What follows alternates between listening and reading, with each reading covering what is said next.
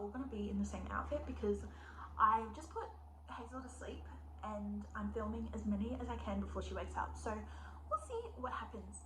I'm just going to shuffle over because this is my TBR bookshelf and I'm going to film a TBR jar chooses my reads for March. Let's jump into it.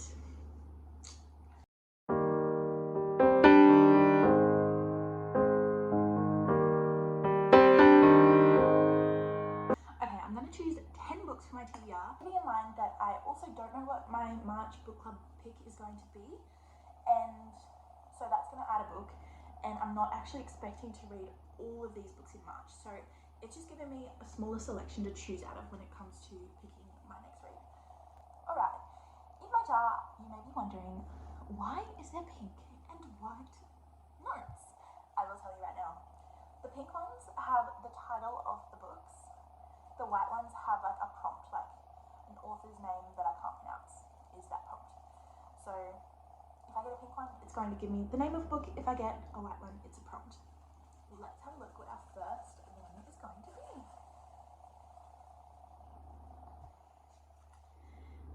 A red book.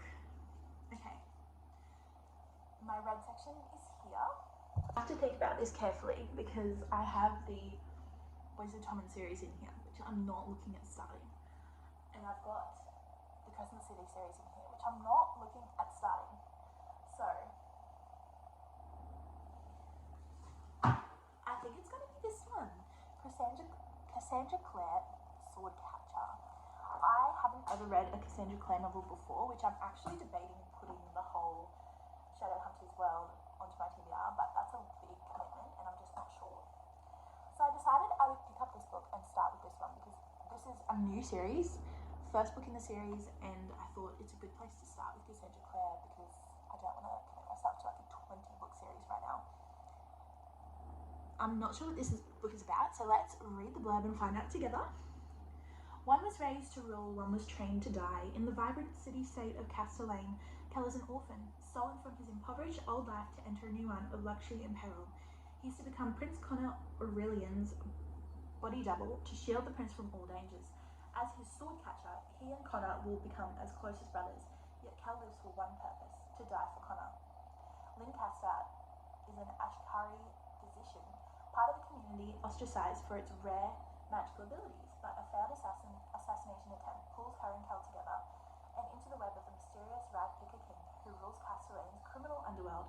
Together they'll discover an extraordinary conspiracy, but can forbidden love bring down a kingdom, and will the discoveries plunge their nation into war and the world into chaos? So it sounds like forbidden love mixed with like assassination and magic. That's really cool. This sounds really good. I'm excited to read this. Okay, that's my first pick. Let's go again. Did I say I'm picking 10 books? That's what I'm doing anyway. Okay, we have a pink one. Oh, Holly, which is my name. And it's low-key the whole reason why I actually bought this book in the first place. This is Stephen King Holly. This book is part of like an interconnected series, I'm pretty sure. But I think you can read this as a standalone. I'm actually not too sure about it. But I'm going to read it as a standalone and see if I get completely lost and confused. This book is going to be interesting because it's like a mystery sort of vibe. It's Stephen King, obviously, but it's written during like COVID times, so it has a lot of themes of like COVID and whatnot. Penny Dale calls the Finders Keepers detective agency, hoping for help locating her missing daughter. Holly is reluctant to accept the case. Her partner Pete has COVID. Her very complicated mother has just died, and Holly is meant to be on leave. But something in Penny Dale's desperate voice makes it impossible for Holly to turn her down. Okay, so Holly is a detective by the sounds of it, and she's getting called to this crime that she's not sure she wants to take, and there's a lot of other elements. It sounds really cool as well. That's our second book picked. Let's see what's next. A recently bought book. This is going to call me out because I'm low-key meant to be on a book buying van, but it's going to have to be this one. These have only recently come into stock at Big W, and I'm so excited about it. Initially, I was going to order the American covers online because I do really like those, but I sort of really like the spines of these. They look really cool. So, and they were only $12 each, so I was like, I have to get them. This is the Caravel series. Caravel is the first book to kick off the trilogy. It's about like this circus sort of vibe, but I'm pretty sure it's fantasy, I think. Let's read back. Remember, it's all a game. What happens beyond the gate may frighten or excite you, but don't let any of it trick you. Once a year, the infamous Master Legends host Caravel, open only to those who have been invited. This year, the week-long game is on Legends' glittering Isla de los Sueños, where the winding streets are an elaborate snow-covered maze and the people are never who they seem. At midnight on the first day, the show begins and the visitors become players. Each of them is vying for the coveted prize, a single wish. All they must do is unravel the mystery of Caravel, but in a game where danger hides behind every charming smile, winning isn't without loss, and their wish might be their last. That sounds really cool. I've heard that this book is sort of really trippy, and you've got to like keep on your toes to figure out what's actually going on. And you meet some really cool characters in here. I'm really excited for this. I love books that have like a game tournament sort of element to them. They're just so fun. So that's our third pick. I've been so excited to read that too. I can't wait. And then I can go into the Ballad of Never After series, or the Once Upon a Broken Heart series. I don't know. Oh, this is the first book I'm not actually that excited about. Charlie Love and Clichés by Ella Mace. I have bought this book ages ago, and it's been sitting on my shelf for a while for a good reason. I read To Love Jason Bourne and To Hate Adam Connor by this author, and I really, really didn't like those books. They were both like 2 stars. So I've been avoiding this one, but it's probably time to read it and get it off my bookshelf. This is just a romance. I don't really know much about it, so let's read back and see what it says. Charlie might work at her dad's company, but that doesn't make her life easy. She's the kind of person who always goes the extra mile for a client, remembers colleagues' birthdays, and rearranges the cake. And yet her dad still favours her sister. So Charlie shouldn't be surprised when her dad brings someone in to manage her and the team. But what does surprise her is that the new boss is her guy. Ooh. The man who she went out with years ago and could never stop thinking about. Charlie wants to hide under the desk, but then she realises she doesn't have to, because William doesn't seem to remember her at all. That's interesting. Okay, that's actually made me more excited to read it. So it sounds like they're exes, and now he's her boss, but he doesn't remember that they knew each other and dated. Sort of weird, but sounds fun. Charlie Love and Clichés. That's our 4th book. Next up we have a book I only bought for the cover.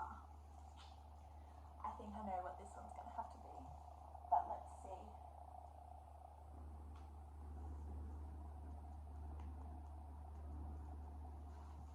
I think it's going to have to be this one because when I bought the book I had no idea what it was about, and I just saw the cover and I was like, I have to have that. So it's going to have to be this one, Take Tom Lake by Anne Patchett, and I've had this for a while actually, and I thought I would have read it by now, but I haven't, so it's a good thing that it's going on my TBR. Let's read the back. It's spring and Lara's 3 grown daughters have returned to the family orchard. While picking cherries, they beg their mother to tell them the one story they've always longed to hear, of the film star with whom she shared a romance years before. Both hopeful and elegant. I don't know what that word is. Tom Lake explores what it means to be happy even when the world is falling apart. That sounds really cute.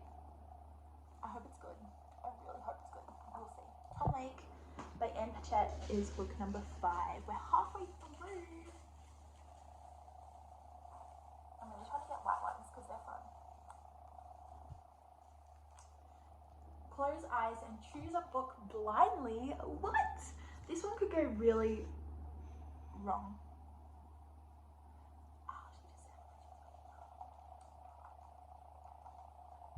Okay. My caveat to this one is if it's like a 2nd or 3rd or whatever consequential book in a series, I can put it back and choose again, because I just want like either a standalone or the first book, because I can't read like 5 books to get to the book I choose. Does that make sense? I hope so. We'll see. I'm just going to point to one. Here we go. So I've got my black section. I just have to have a look at my books, see which one I want to get. Okay, we're just going to go random.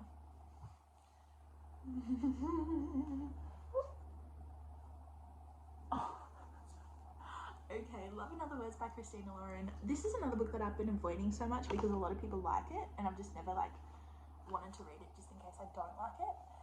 Love in Other Words by Christina Lauren. As far as I know about this is a past present timeline of childhood friends, and it's really sad. So let's read the back. The heart may hide, but it never forgets. Then, at 13, you were my first real friend. At 15, you were my first love.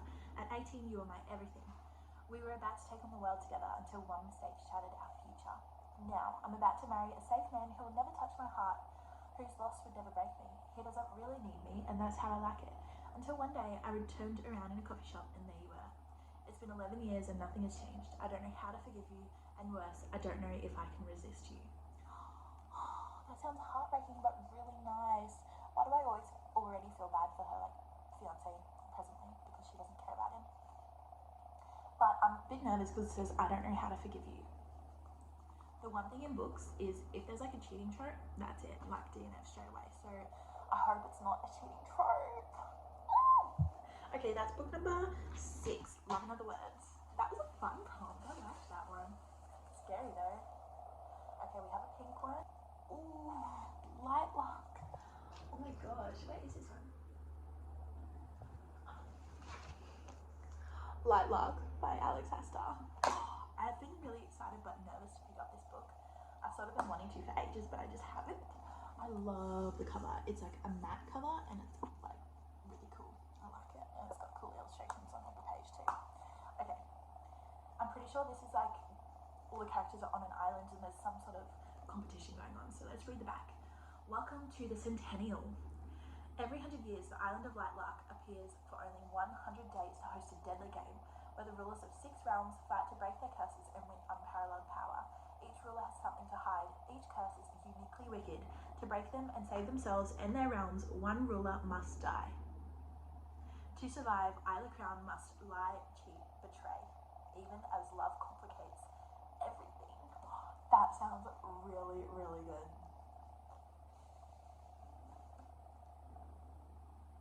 Okay, I'm really excited about that. Light Luck by Alex Astor, book number 7. 3 to go. A book whose author's name I can't pronounce. I think this might be the only one. Ooh. Throne of the Fallen by Kerry Maniscalco. I don't know how to say it, which is the whole point. Stupid. This book is huge. It's like really thick. Anyway, I'm pretty sure this is one in a series. This is the first book in a series, but the second one's not out yet, so that'll be interesting. I think it comes out this year.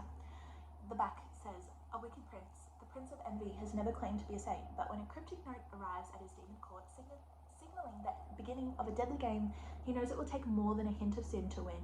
Riddles, hexed objects, anonymous players, nothing will stand in his way. This sounds like it's got like a tournament game aspect to it as well, which means we've got, oh my goodness, we've got Caraval, Light Luck, and Throne of the Fallen, all of which have sort of like a tournament game sort of a vibe to them. That's really exciting. Knock 'em Out series. Oh. This is the first book in the Knock 'em Out series. I'm just taking this book as the prompt because I can't be expected to read 3 in 1 month, which would take my TBR up to 12. Things We Never Got Over by Lucy Score. I'll be back.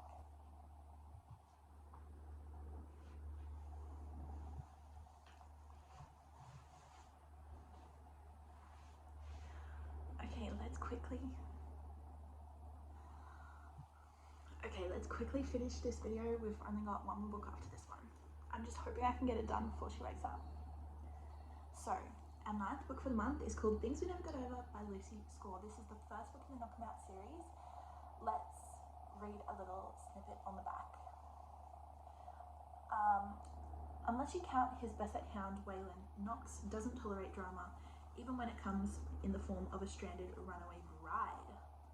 She was riding to the rescue of her estranged twin to Knock 'em Out, Virginia, a rough-around-the-edges town where disputes are settled the old-fashioned way, with fists and beer usually in that order. Interesting. So she's a runaway bride, gone to this small town where this guy doesn't really tolerate disorder and chaos. So that'll be fun. We'll see. This is like a super popular one that I just haven't read yet, so we'll see how that goes. Last book for the month. I hope we get a white one. I'm going to try to read it. Got one. Okay. A book with the word you in the title. Let's see if I've got any. I've got part of your world. I think that counts. You/your. If only you.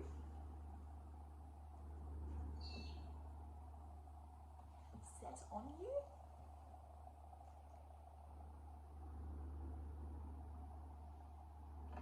Beautiful world, where are you?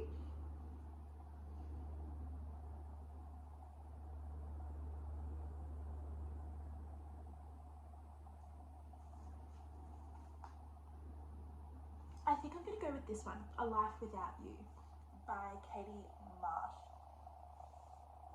I got this one at a library sale a couple months ago and I haven't read it yet, so it might be interesting. This one says, it's Zoe's wedding day. She's about to marry Jamie, the love of her life. Then a phone call comes out of the blue with the news that her mum, Gina, has been arrested. Zoe must make an impossible decision. Should she leave her own wedding to help? Zoe hasn't seen Gina for years, blaming her for the secret she's been running from since she was 16. Now Gina back in her life, but she's very different to the mum Zoe remembers. Slowly but surely, Gina is losing her memory. As she struggles to cope with Gina's illness, can Zoe face up to the terrible events of years ago and find her way back to the people she loves? That sounds really interesting. Let's see what that one's about. I'm excited for that one. Okay, so that is book number 10. Let's do sort of rapid fire, go through all the books that we have for this month. These are the 10 books we have for this month, and I'm really excited to read them. First book we have A Life Without You by Katie Marsh. Things We Never Got Over by Lucy Score. Throne of the Fallen by Kerry Maniscalco. Lightlark by Alex Astor.